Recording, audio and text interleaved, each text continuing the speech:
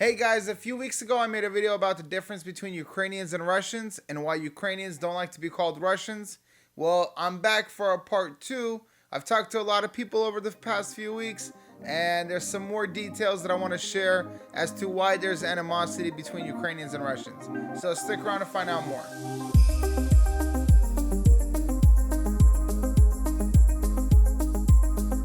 Hey guys, this is Daniel from Doldier Media, and like I said, today I'm going to be talking about the difference between Ukraine versus Russia, part 2, but today I'm going to be talking about why is there animosity between the two countries. Now, I'm not going to be picking on either country. I'm kind of going to point out what I've learned from the past studies that I've done and also from talking to a lot of Russians and Ukrainians. I'm going to talk about what exactly happened in recent history that has made the two nations kind of feel a little bit ill towards each other. I'm not going to be picking sides. I'm not going to talk about how great either one of the countries are because in my opinion, I think they're both really great places to visit. They both have beautiful histories, beautiful cultures. And if you're watching this and you've never been to one of these countries, you definitely got to go try their food and go experience their culture. They're beautiful places. With that being said, though, there is some animosity that the two nations harbor towards each other. Now, with that being said, I'm going to tell you guys a little bit of a history about myself and why I have any authority to talk about this. So my family immigrated to the United States from Ukraine. My great-grandparents migrated from Poland, from Russia, and my family, before they moved to the United States, was living in Ukraine. I live in Sacramento in Northern California. We have about 200 to 300,000 people that are from the former Soviet Union. So it's from the 15 states of the Soviet Union. We have a lot of people from Ukraine, Russia, Uzbekistan, Kazakhstan, and every other country, every other stand that was a part of the Soviet Union. Now, I'm not going to be favoring either country or I'm not going to be favoring any people. I'm mostly going to talk about what I know from my personal experiences and also what I picked up from talking to people from Ukraine and from Russia. I did a little bit of research before making this video, so I have a little bit of facts. Obviously, everything that's in history can be disputed and argued about. And definitely, if you have anything that you disagree with me on, leave a comment down below and we could probably have a conversation there, or I can make another video about this. From the people that I encounter here in Sacramento, there's a lot of people that I talk to that are from Ukraine. And when you bring up Russia, they almost feel a little ill about it. And they're not really too happy about talking about Russia. It's usually with some kind of anger, maybe some kind of argument will follow. And so I've always found this a little bit strange.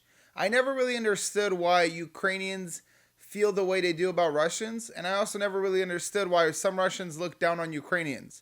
That's something I didn't really get to really experience because I was born in America. But in my teens, I finally started looking into it, and I started getting answers from both sides. Up until today, where I got a pretty good understanding of why each country feels the way they do about the other country. If we quickly look back at history, we actually see that Ukrainians and Russians for the past few hundred years weren't really too fond of each other. Let's look at Taras Shevchenko. Taras Shevchenko is a Ukrainian poet, a national poet. He's celebrated as a great hero in Ukraine. There's statues that are made after him. There's even a university named after him. A lot of streets are called Shevchenko. He's a pretty big deal there. He was living in St. Petersburg, and around his 20s, he got freed from serfdom, which is a form of slavery that existed in Russia. And when he got freed, he was Ukrainian, and he started writing a lot of nationalist Ukrainian poetry. If we take a look at some of his poetry, something like a poem called Katerina, he actually doesn't really like Russians that much. He has a lot of negative words that he uses to describe them. If you look at the way he describes this girl that falls in love with a Russian guy, it just pretty much paints Russia in a really bad way. He even uses a derogatory term, moskali, which is what the people at the time and even today would call Imperial Russia, people from Moscow. On the other end of this, we see that Imperial Russia, especially under Romanov rule, which is a German family that ruled Russia for about 300 years, they were very anti-Ukrainian. We see that with Peter the Great, he passed laws that barred people from speaking Ukrainian in Ukraine. We see Catherine the Great made laws that didn't allow translations from Russian to Ukrainian. And there were a lot of imperialist Russian rules that put down the Ukrainian culture as much as it could. And we actually see this trend pretty much in all of Imperial Russia up until the Soviet Union came into power.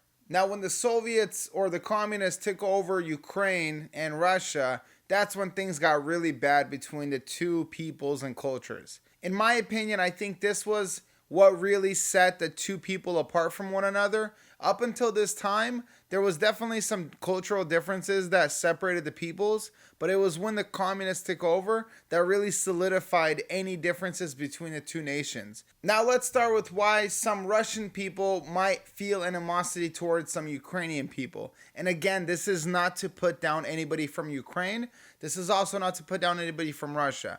I'm just strictly telling you guys what I've learned, the kind of things I picked up from talking to people from both cultures, and also what I've seen in textbooks and what I've seen in my research. What a lot of the Russian people have told me was that during World War II, the Ukrainians sided with the Nazis. Now that by itself, that statement is not true, but there is some truth in what happened there. And what happened was that in the 1930s, there was a Ukrainian nationalist party called the UOP, which was split into two groups, one very radical group and one not so radical group, that was pretty much for the formation of the Ukrainian nation or Ukrainian state. The more radicalized group was led by a guy named Stepan Bandera. And Stepan Bandera was somebody who really was a big proponent of Ukraine becoming its own country. Now, the problem was that he hated the Soviets so much that when the Nazis came into Ukraine on their way towards Moscow, he happened to side with the Nazis, and he happened to try to kill as many communists as he could.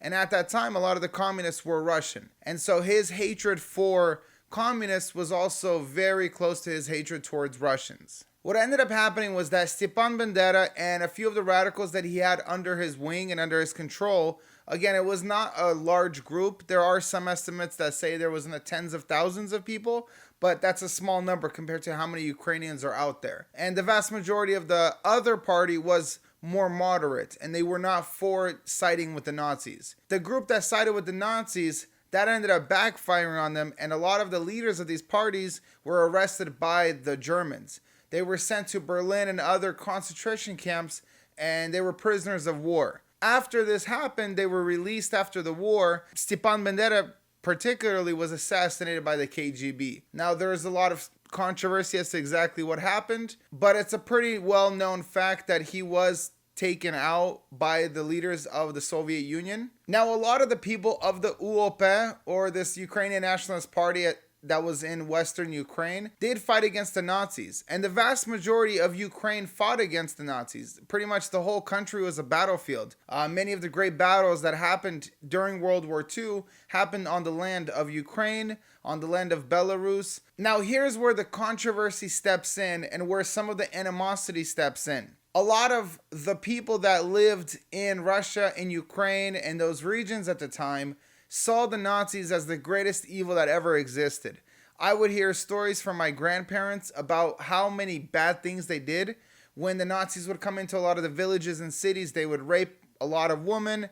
They would pretty much burn down buildings. Aside from what they did to the Jewish people or the Polish people or any other nationality, they pretty much committed atrocities in each city that they invaded. Fast forward to the late 2000s, the guy Stepan Bandera, who was seen as somebody who sided with the Nazis, is being praised in Ukraine as a hero of Ukraine. And a lot of the slogans of the party that he was in are the same slogans that are being chanted in Ukraine today. And a lot of the people that are hearing this are kind of getting bad feelings. A lot of the older generation are hearing Stepan Bandera's name being mentioned, or some of the other people of the Nationalist Party being mentioned, and they're getting ill feelings and they're reminded of the past. Many of the Russian people and even Ukrainian people I've talked to don't like this party, and they don't like the association that people have made with them and the party. Regardless, this guy Stepan Bandera is championed today in Ukraine, and he was recently awarded Hero of Ukraine. Along with Stepan Bandera, the Nationalist Party of Ukraine at that time,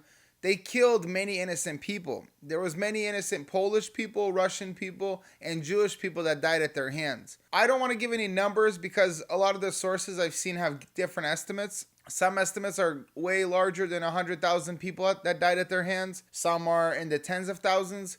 Regardless, there were innocent people that died as a result of their movement. Now let's look at the other end of this. Why did the people of Ukraine, or at least this party, feel the need to side with the Nazis against Russia? They knew the Nazis were not good. But how bad were the communists or the Russians for them to have even sided with the Nazis? And to understand this, we have to go back in history.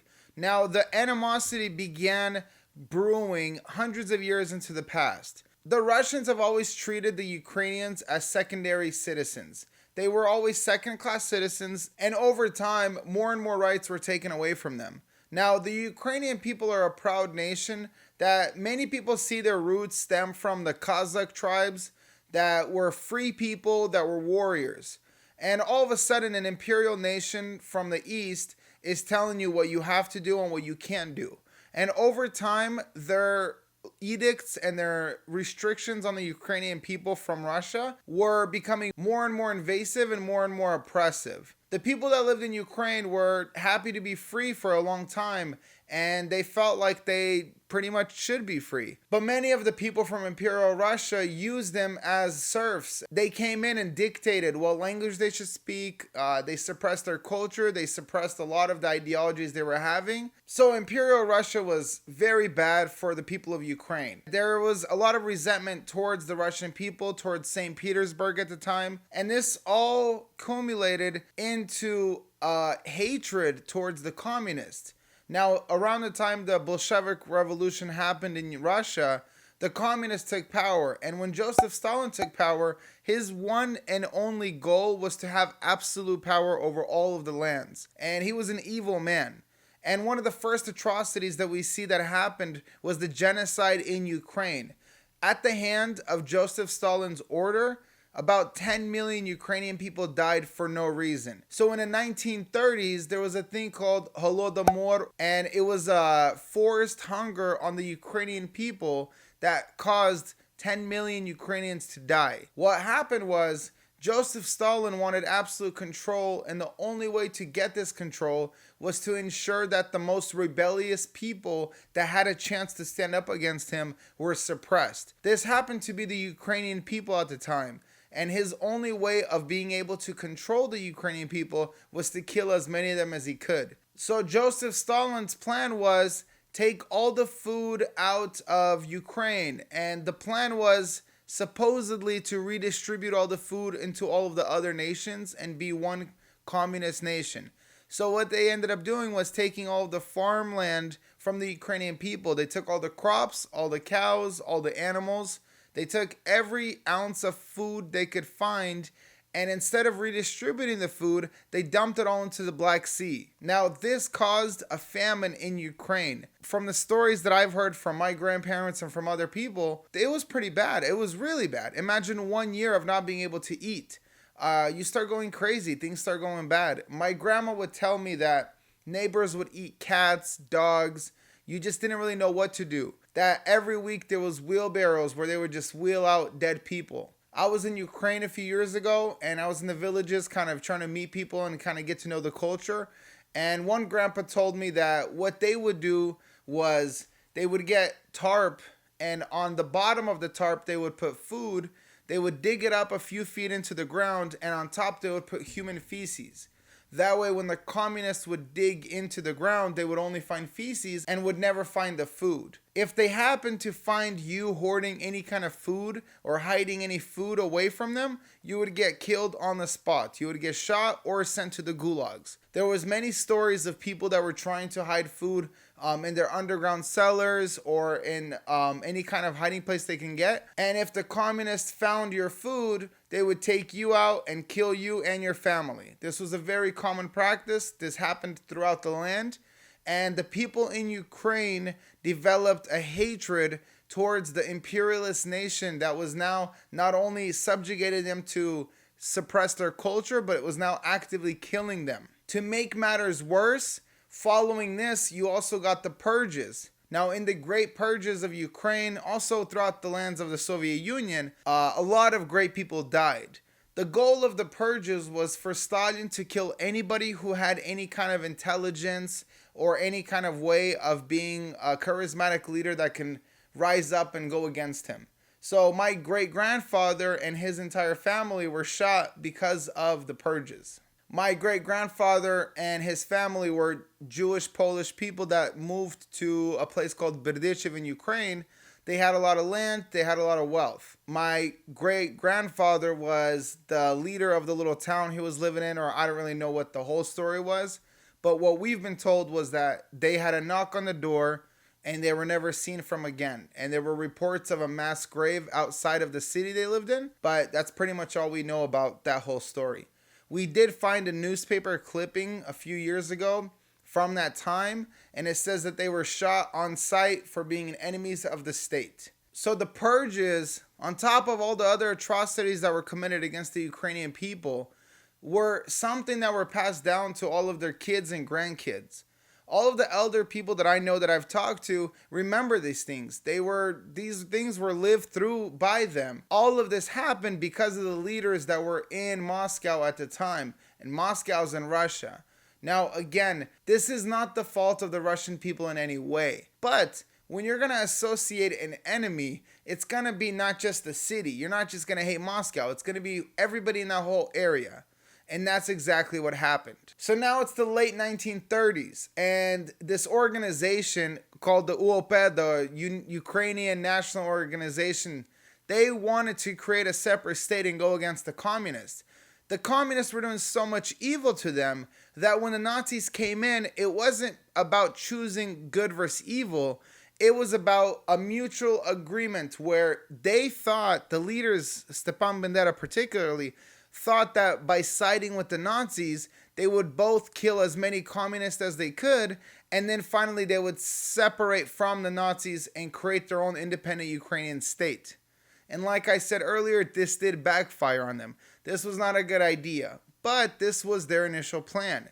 So this does, at least to some degree, shed light on why something so stupid like siding with the Nazis was done by the Ukrainian Nationalist Party. Now let's fast forward to today. We have the 1990s when Ukraine finally, for the first time in a long time, declared its independence from the Soviet Union, from Russia, and it became its own country.